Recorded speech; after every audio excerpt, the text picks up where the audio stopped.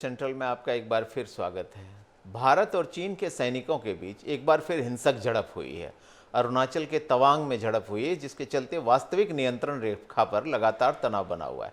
इससे पहले भी कई मौकों पर चीन के साथ तनातनी की खबरें सामने आई। जानकारी के मुताबिक 9 दिसंबर को चीनी पीएलए सैनिकों और भारतीय सैनिकों के बीच तवांग सेक्टर में संघर्ष हुआ। बताया जा रहा है कि संघर्ष के तुरंत बाद दोनों पक्ष इलाके से पीछे हट गए।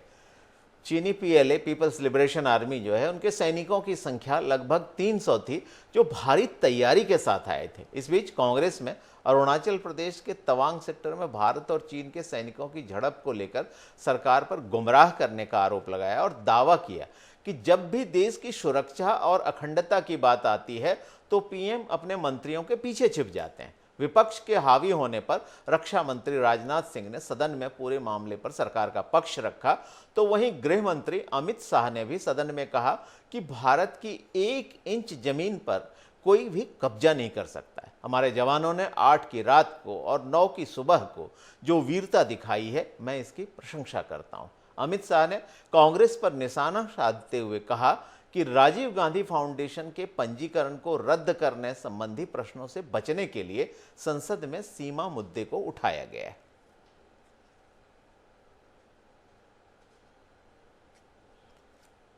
इस मामले में राजनाथ सिंह की जो बाइट है वो भी हम आपको सुनाएंगे। उन्होंने लोकसभा राज्यसभा में क्या कहा, क्या जवाब दिया, इसको भी सुनाते हैं। पीसीआर के साथियों से आग्रह है कि ये बाइट हमारे दर्शकों को सुनाएं। 9 दिसंबर 2022 को पीएलए ट्रुप्स ने तवांग सेक्टर के यांगसे एरिया में लाइन ऑफ एक्चुअल कंट्रोल पर अतिक्रमण कर स्टेटस को एक तरफा बदलने का प्रयास किया। चाइना के इस प्रयास का हमारी सेना ने दृढ़ता के साथ सामना किया है, अध्यक्ष महोदय, और इस फेस ऑफ में हाथापाई भी हुई है। भारतीय सेना ने बहादुरी से पीएलए को हमारी टेरिटरी में अतिक्रमण करने से रोका और उन्हें उनकी पोस्ट पर वापस जाने के लिए मजबूर कर दिया, अध्यक्ष महोदय। जनता सब देख रही है। आपके परिवार द्वारा चलाया गया फाउंडेशन, उसका एफसीआरए रजिस्ट्रेशन चीन की दूतावास से मिले हुए अनुदान से समाप्त हुआ है।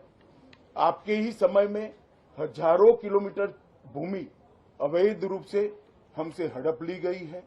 आपके ही समय में हमें मिली हुई सुरक्षा परिषद की सदस्यता आपने निजी संबंधों को बनाने के लिए चीन की भेंट कर दी है। ये सारी जनता इस सभी विषयों को जानती है। मैं इतना स्पष्ट कहना चाहता हूं कि भारतीय जनता पार्टी की सरकार है, नरेंद्र मोदी इसके प्रधानमंत्री है, और जब तक भारतीय जनता पार्टी की मोदी सरकार चल रही है, 1 इंच जमीन पर भी कोई कब्जा नहीं कर सकता। कल अपने सेना के जवानों ने जो 8 की देर रात को और 9 की सुबह को जो वीरता दिखाई है, मैं इसकी भूरी भूरी प्रशंसा करता हूं। इन्होंने घुसे हुए सभी लोगों को कुछ ही घंटों में वापस खदेड़ दिया और हमारी भूमि का रक्षण किया है। तो एक गंभीर मामला, देश की सुरक्षा से जुड़ा हुआ मामला, जिसे लेकर आज संसद में हंगामा मचता रहा। राष्ट्रीय राजनीति पर भी यह मुद्दा छाया रहा। लेकिन इससे भी बड़ी बात, ये देश की सरहदों की सुरक्षा से जुड़ा मसला है, जहां एक नापाक इरादे लेकर एक देश हमारी सरहदों की सीमा का उल्लंघन करने की कोशिश करता है। इस गंभीर मसले पर चर्चा करने के लिए हमारे साथ कई खास मेहमान जुड़ रहे हैं। हमारे साथ हैं कांग्रेस नेता अंशुल मिश्रा, साथ ही बीजेपी नेता अनिल शर्मा। दोनों का बहुत बहुत स्वागत स्टूडियो में। इसके साथ ही गुवाहाटी से वरिष्ठ पत्रकार मंजर आलम भी जुड़ रहे हैं। मंजर जी, आपका भी स्वागत। और दिल्ली से फोन लाइन पर रक्षा और चीन मामलों के विशेषज्ञ रंजीत कुमार जी भी हमारे साथ हैं। आपका भी बहुत बहुत स्वागत। रंजीत जी, चूंकि आप चीन के मामलों पर लगातार निगाह भी रखते रहे हैं और जो सुरक्षा का मसला है, डिफेंस के जुड़े सारे मसलों पर भी आपकी निगाह रही है, विदेश नीति पर भी आपकी बड़ी पकड़ रही है, तो मैं आपसे ही सबसे पहले समझना चाहूंगा कि आखिर तवांग में जो कुछ हुआ उसके पीछे चीन का इरादा क्या हो सकता है? देखिए, तवांग में चीन की सेना ने जिस तरह घुसपैठ की, वो कोई हैरान करने वाली बात नहीं है। चीन इस तरह की हरकतें लंबे अरसे से करता रहा है। लेकिन जो चीन का जो ताजा रुख है, वह पूरे जो वास्तविक नियंत्रण रेखा 3488 किलोमीटर लंबी है, उस पूरे इलाके को फिर से तनावग्रस्त करने की है। पूरे इलाके को वो फिर से सैनिक तौर पर जीवंत बना देना चाहता है ताकि पूरे इलाके पर भारतीय सेना दबाव में रहे।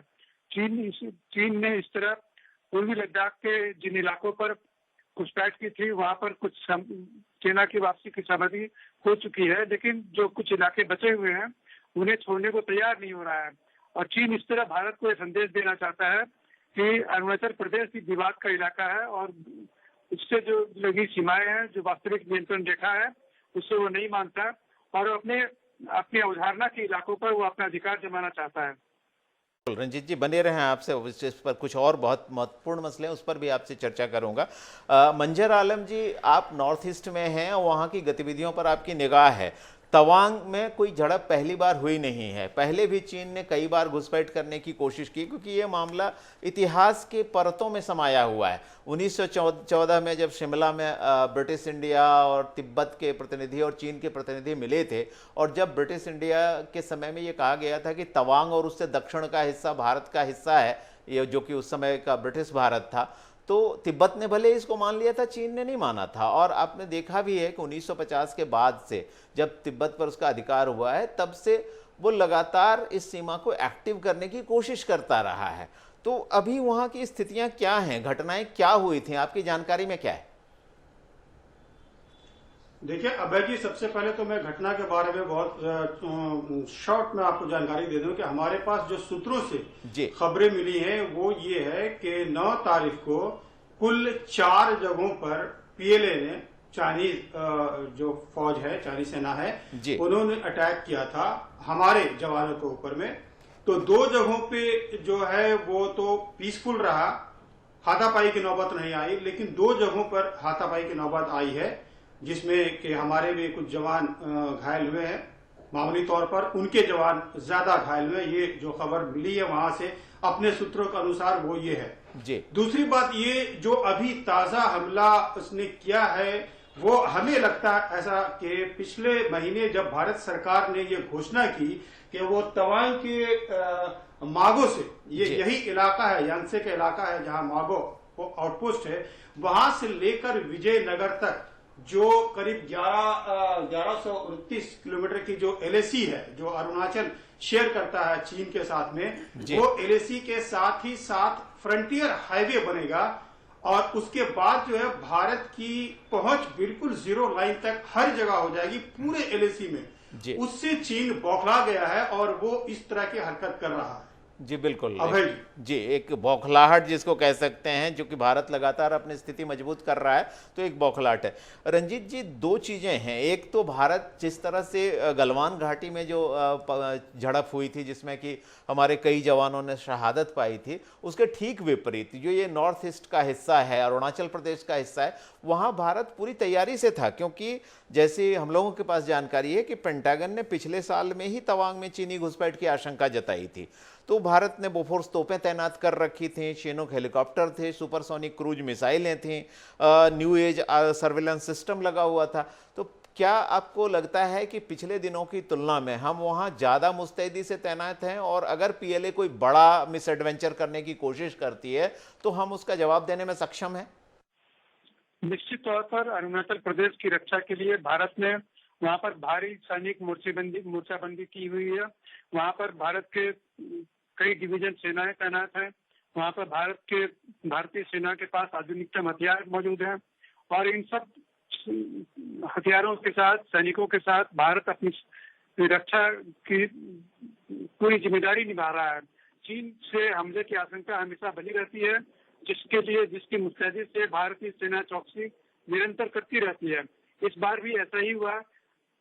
ये तवांग शहर के जो यांसे का इलाका है जहाँ चीनी सेना ने घुसपैठ की थी, वो इस बात का फायदा उठा सके कि वहां पर रात में काफी बर्फबारी हुई थी और भारतीय सैनिक कुछ पीछे चले गए थे। तो चीनी सेना ने देखा कि वहां पर भारतीय सैनिक कुछ कम संख्या में है, तो चीनी सैनिकों ने वहां पर घुसपैठ कर दी। सुबह के वक्त था, घुसपैठ कर दी। लेकिन भारतीय सैनिक काफी मुस्तैद थे, पहले से तैयार थे। उन्होंने चीनी सैनिकों को खदेड़ दिया, चीनी सैनिकों को वापस जाने को मजबूर किया, और इस तरह चीनी सैनिकों को मुंह भी खानी पड़ी। उन्हें फिर से अपने इलाके पर, अपनी चौकी पर वापस लौटना पड़ा। बिल्कुल, वापस लौटना पड़ा, इरादे नाकाम रहे। आप बने रहें हमारे साथ, अभी चर्चा जारी रखेंगे। अंशुल जी, ये देश की सुरक्षा से जुड़ा मसला है। जब भारत के जवानों ने जांबाजी से चीन के जवानों का मुकाबला किया और उन्हें पीछे लौटने पर मजबूर कर दिया, तो इसकी प्रशंसा करने के बजाय संसद में और संसद से बाहर भी कांग्रेस सरकार पर गुमराह करने का सवाल उठा रही है। क्या आपको लगता है इस पर राजनीति करनी चाहिए? सर्वप्रथम तो जैसे कि आपने अभी कहा आदरणीय, यह राष्ट्रीय मुद्दा है, ये कोई कांग्रेस और बीजेपी का मुद्दा नहीं है। और चूंकि हम सभी जानते हैं कि चीन की नीयत सिर्फ और सिर्फ साम्राज्यवादी नीति की होती है। और गांधी जी ने एक बात कहा था, महोदय आपका संज्ञान लेना चाहता हूं, कि उचित साध्य की प्राप्ति हेतु साधक एवं संसाधन का पवित्र होता अति अनिवार्य है। तो संसाधन तो पवित्र है क्योंकि भारत है, लेकिन जो साधक है हिंदुस्तान का हुक्मरान है। उनके जब हम पुराने वीडियोस उठाकर देखते हैं तो समझ में आता है कि वो कहते थे कि एक सर के बदले दूसरा 10 सर लाएंगे, चीन को लाल आंख के दिखाएंगे। मैं तो अपने हुक्मरान से यह कह देना चाहता हूं कि आपके सिर्फ देखने मात्र से यूक्रेन और रशिया का युद्ध रुक जाता है। तो इस प्रकार का जो पड़ोसी में जो घटनाएं हो रही हैं उसमें आप कहां काम कर रहे हैं? आप ऐसी कौन सी पॉलिसी लाए हैं? पंचशील के 5 सिद्धांतों पर आपका मन को केंद्रित करना चाहता हूं। पंचशील के जब 5 सिद्धांत बने थे वो किसकी सरकार में बने थे? कांग्रेस की सरकार में बने थे। आदरणीय मंत्री जी अभी बोल रहे थे, गृह मंत्री जी बोल रहे थे कि कांग्रेस सिर्फ गुमराह करने की कोशिश कर रही है। राजीव गांधी फाउंडेशन को लेकर अगर काम नहीं हो रहा है तो उसके ऊपर लीपापोती का काम करना चाह रहा हूं। तो महोदय, जो राजीव गांधी फाउंडेशन है, महंगाई है, बेरोजगारी है, जो भी मुद्दे हैं हिंदुस्तान के ज्वलंत मुद्दे हैं, वह हमारे घरेलू मुद्दे हैं महोदय।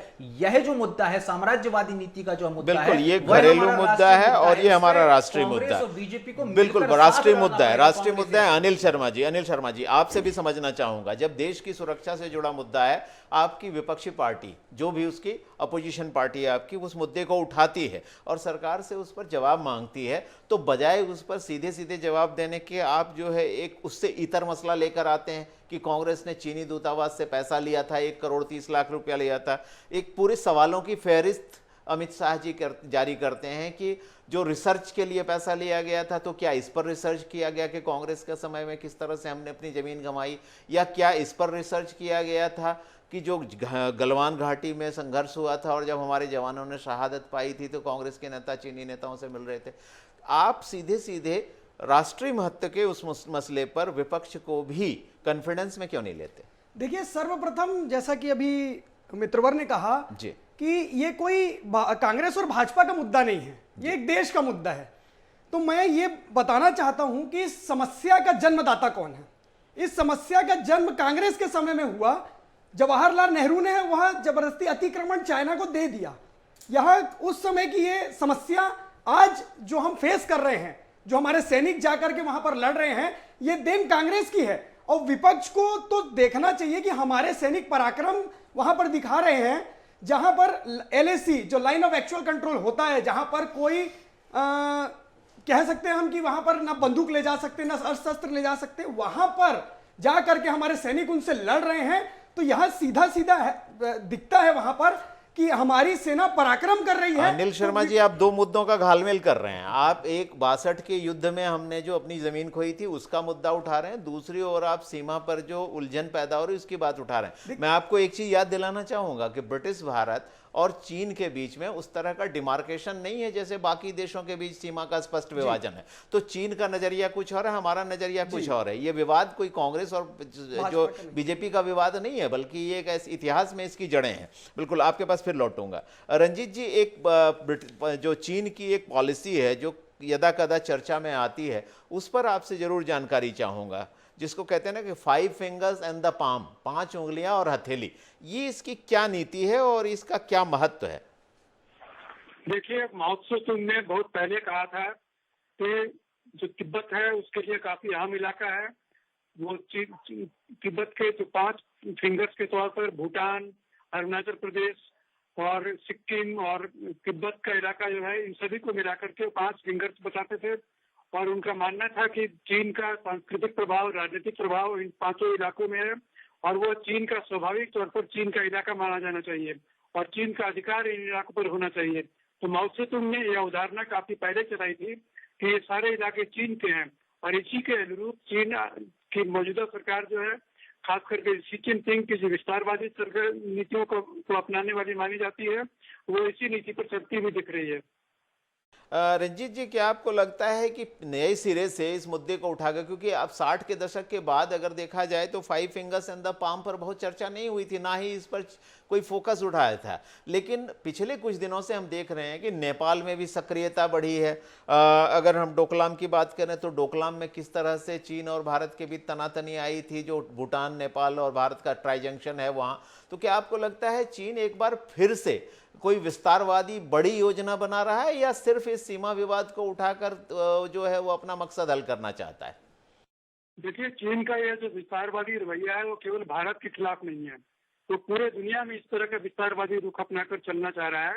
और चीन ने यह नीति तब से अपनानी शुरू की जब शी जिनपिंग ने 2013 से राष्ट्रपति का दायित्व संभाला था, राष्ट्रपति बने थे। उसके बाद से ही चीन का रवैया काफी आक्रामक हो गया है। न केवल भारत बल्कि ताइवान, हांगकांग और दूसरे इलाकों पर भी चीन ने आक्रामक रूप दिखाना शुरू किया है। तो चीन की यह विस्तारवादी नीति राष्ट्रपति शी जिनपिंग की राष्ट्रवादी नीति से जोड़ करके देखा जा रहा है। विश्व पटल पर अपने को एक शक्तिशाली देश दिखाने की कोशिश, और शायद कुछ और भी इरादे। बिल्कुल रंजीत जी, मंजर जी आपके पास भी लौटना चाहूँगा, चूंकि आप नॉर्थ ईस्ट में लगातार इस तरह की घटनाओं को देखते रहे हैं। क्या तवांग की इस बार की झड़प को पिछली जो इनकर्सन, पिछली जो घुसपैठें थी और छोटी मोटी झड़पें होती रही हैं, उससे अलग करके देखना चाहिए, या एक सामान्य प्रक्रिया के तौर पर ही इसे देखना चाहिए? अभय जी, देखिए, ये समान प्रक्रिया नहीं थी, क्योंकि जो सूत्रों के हवाले से हमारे पास में इंफॉर्मेशन है उसके मुताबिक करीब करीब 2 हफ्ते पहले से पीएलए की तैयारी हो रही थी इस तरह की अटैक करने की जी। और ऐसा अक्सर जो दूसरे इलाकों में होता है कि वो पेट्रोलिंग करते हुए हमारे इलाके में चले आते हैं, और जब हमारे जवान ये कहते हैं कि भाई ये हमारा इलाका है तो वो शांतिपूर्वक चले जाते हैं, या अगर कोई कहने वाला नहीं भी है तो वहां वो घंटे 2 घंटे 4 घंटे बैठते हैं और उसके बाद वो गांव वाले से बातचीत करते हैं, फिर वो चले जाते हैं। लेकिन इस बार जिस तरह से हुआ है, एक साथ 4 जगहों पे हुआ है, 2 जगहों पे हाथापाई हुई है, तो इससे लगता है कि ये वेल प्लान मैनर में ये किया गया है। बिल्कुल मंजर जी, ये भी सूचनाएं मिली हैं कि चीनी सैनिक जो कम से कम 300 की संख्या में थे, कोई 600 तक की संख्या कोट की जा रही है, वो लाठी डंडे वगैरह से लैस थे और उन्होंने पथराव वगैरह भी किया है। तो अगर सामान्य ये पेट्रोलिंग होती तो शायद वो लाठी डंडे और पत्थरों से लैस नहीं होते। तो इरादा क्या है? नहीं, वही मैं कह रहा हूं कि ये सामान्य पेट्रोलिंग नहीं थी। वही मैं आपको बता रहा हूं कि ये इलाका इसके लिए भी इम्पोर्टेंस है कि ये इलाका जो सिर्फ इंटरनेशनल बॉर्डर तो है ही, साथ ही अरुणाचल प्रदेश के मुख्यमंत्री का कॉन्स्टिट्यूएंसी भी है, और कम से कम साल में 2 बार राज्य के मुख्यमंत्री वहां विजिट करते हैं, जवानों से मिलते भी हैं, गांव वालों से भी मिलते हैं। और आपको बता दें कि अक्टूबर के आखिरी सप्ताह में भी मुख्यमंत्री पेमा खांडू वहां गए थे। ये इलाका जो है जहां 3-4 पोस्ट है, मागो है, यांगस्ते है, चूना है, ये सभी आउटपोस्ट पे गए थे, वहां जवानों के साथ मिले भी थे, बातचीत भी किया था, उन्होंने ट्वीट भी किया था। तो ये इलाका उस तरह से भी बहुत इंपॉर्टेंस है, इसका महत्व है। दूसरा, आपने अगर देखा होगा अभी थोड़ी देर पहले मुख्यमंत्री ने ट्वीट किया है कि हमारे जवान, ये 1962 नहीं है, अब हमारे जवान ईंट का जवाब लोहा से देंगे। तो इसका मतलब है कि मुख्यमंत्री राज्य सरकार के पास भी कुछ इंफॉर्मेशन है। ये मुख्यमंत्री इस तरह से ट्वीट कर रहे हैं, मतलब ये है कि हम भी तैयार बैठे हैं कि अगर आप एक कदम भी हमारे इलाकों में आओगे तो हम खदेड़ देंगे आपको। बिल्कुल, ये एक गंभीर मसला है, बिल्कुल गंभीर मसला है, लेकिन भारत जो है किसी भी नापाक इरादे का मुंहतोड़ जवाब देने में सक्षम है। एक बार मैं फिर अनिल जी आपसे समझना चाहूँगा, केंद्र में आपकी सरकार है, निश्चित तौर पर देश की सुरक्षा आपकी जिम्मेदारी है, आज की तारीख में हम सबकी है, लेकिन केंद्र में जो सत्ता में बैठी सरकार है उस पर सबसे बड़ी जिम्मेदारी है कि वो देश की सरहदों को दुश्मन के नापाक इरादों से सुरक्षित रखे। गलवान की झड़प के बाद से इस बात की आशंका बढ़ने लगी थी कि चीन कहीं और भी इस तरह की हरकत कर सकता है। भविष्य में ऐसी कोई घटना न हो, इसके लिए सरकार क्या करने जा रही है? देखिए, जिस तरीके 2020 में ये घटना हुई गलवान वाली, लोगों ने उस समय भी हमारे कुछ जवानों ने शहादत दी, लेकिन पराक्रम से उस समय भी लड़ा। अभी सरकार वहां पर जगह जगह पर हमने भी व्यवस्थाएं करी हैं कि अगर वहां पर चीनी सैनिक घुसता है तो हम उसको उसी के लैंग्वेज में जवाब देंगे। आज जब वहां पे बताया जा रहा था कि 300 की संख्या में चाइना के सैनिक हमारे पास आए, हमारे सैनिक इतने पराक्रमी थे कि 50 की संख्या में होने के बावजूद हमने 300 को खदेड़ दिया। हमारे प्रधानमंत्री कहते हैं कि हम, जैसे गृह मंत्री जी ने कहा, 1 इंच जमीन भी हम अब उसको चाइना को नहीं देंगे। हमने इसके पहले भी अभी जब लड़ाई यहां पर हुई उसका हमने पराक्रम से इसका सामना किया। आज हमारे रक्षा मंत्री जी ने संसद में पूरा संक्षेप में इस बात को रखा है कि हम पूरी तरीके से तैयार है। और पहले जब हमारे सैनिक लड़ते थे तो उन्हें गोलियों का हिसाब देना पड़ता था, लेकिन आज सशक्त नेतृत्व की सरकार, केंद्र सरकार नरेंद्र मोदी जी के नेतृत्व में काम कर रही है। यहां पर गोलियों का हिसाब नहीं देना पड़ता। हिसाब अगर देना है तो आप वहां से कितने सर लेकर के आए हैं, इसका जवाब हमको सिर्फ देना पड़ता है। अंशुल जी, जब कभी देश पर संकट आता है तो हमें चाहिए कि हम शुद्ध राजनीति को छोड़ें और एक ऐसा कंसेंसस बनाकर दुनिया के सामने, या कम से कम उस एग्रेसिव जो देश है, हमलावर जो देश है, उसके सामने ये दिखाने की कोशिश करें कि हम में आपस में कोई मतभेद नहीं है। कांग्रेस एक बहुत समझी हुई पार्टी है, लंबे समय से सत्ता में भी रही है, एक लंबा इतिहास रहा है उसका। क्या सरकार से तालमेल बिठाने के लिए और बाहर की दुनिया को ये संदेश देने के लिए कि हम एकजुट हैं, आपकी ओर से कोई प्रयास होगा? 100% प्रयास होगा, चूंकि आपको भी पता है, हमें भी पता है कि हम जमहूरियत और लोकतंत्र में रहते हैं महोदय। लोकतंत्र में कुछ मौलिक अधिकार भी होते हैं और कुछ मौलिक कर्तव्य भी होते हैं। प्रबल विपक्षी दल होने के नाते हमारे कुछ मौलिक कर्तव्य भी हैं। आपसे सीधा प्रश्न करना यह हमारा मौलिक कर्तव्य है, भारत माता की सेवा है। और बीजेपी से कोई भी कभी भी प्रकार का प्रश्न करो, वह नेहरू से चले जाते हैं और इंदिरा गांधी तक पहुंच जाते हैं। यह इनकी आज की दिनांक में सबसे बड़ी समस्या हो चुकी है, जो कि अभी महोदय ने हमको और आपको आपके सामने प्रस्तुत करी। महोदय, हम उसी राष्ट्र के नागरिक हैं जिस राष्ट्र में आयरन लेडी विश्व पटल पर गई थी और उन्होंने यह कहा था कि मैं इस विश्व का नक्शा बदल कर रख दूंगा, मैं ऐसे हिंदुस्तान का नागरिक हूं, गर्व है मुझे, और नक्शा बदल कर रख दिया था। और आपने अभी एक बहुत अच्छी बात कही, आपने कहा कि हिंदुस्तान की 1 इंच भूमि हिंदुस्तान सरकार नहीं देगी। लेकिन मैं आपसे यह पूछना वाला हूं कि पिछले 8 वर्षों में जो हम अपनी भूमि दे चुके हैं वह कब लेगी, इसका जवाब तो दे दीजिए। लेकिन इसके जवाब के विपक्ष में इनके ऊपर जीएसटी वाला दही जम जाता है। तो सशक्त भूमिका निभाने के लिए हम कड़े प्रश्न पूछेंगे और कड़े प्रश्नों का कड़ा जवाब, कड़े प्रश्न पूछेंगे, कड़े प्रश्नों का जवाब देना होगा। बिल्कुल बिल्कुल, कड़े प्रश्न पूछेंगे, प्रश्नों का जवाब देना पड़ेगा। लेकिन कुछ प्रश्न ऐसे हैं जो इतिहास के पन्नों से हमें विरासत में मिलते हैं और उनका समाधान एक दिन में नहीं होता। तो निश्चित तौर पे मैं समझ रहा हूं आप कुछ कहना चाहते हैं, लेकिन समय की कमी के चलते मुझे ये चर्चा अब समाप्त करनी पड़ रही है। आप सभी इस चर्चा में शामिल हुए, इसके लिए अंशुल जी आपका, अनिल जी आपका, मंजर जी आपका और रंजीत जी आपका, आप चारों का बहुत बहुत धन्यवाद। तो डिबेट सेंट्रल में हम चर्चा कर रहे थे चीनी घुसपैठ जो तवांग में हुई और जिसका भारतीय जवानों ने बहादुरी से जवाब दिया है। ये इतिहास के पन्नों से मिली हुई एक ऐसी विरासत है जिसके लिए हमेशा सतर्क रहना पड़ेगा हमें, और समझदारी से ही इसका समाधान ढूंढने की कोशिश करनी पड़ेगी। युद्ध किसी समस्या का समाधान नहीं होता, लेकिन अगर थोपा जाए तो हमें उसका करारा जवाब दे सकते हैं। ये देश जानता है, सरकार जानती है, प्रधानमंत्री जानते हैं, देश के रक्षा मंत्री जानते हैं और देश का हर नागरिक इस बात को जानता है। आज की चर्चा में इतना ही, मुझे दीजिए इजाजत, नमस्कार।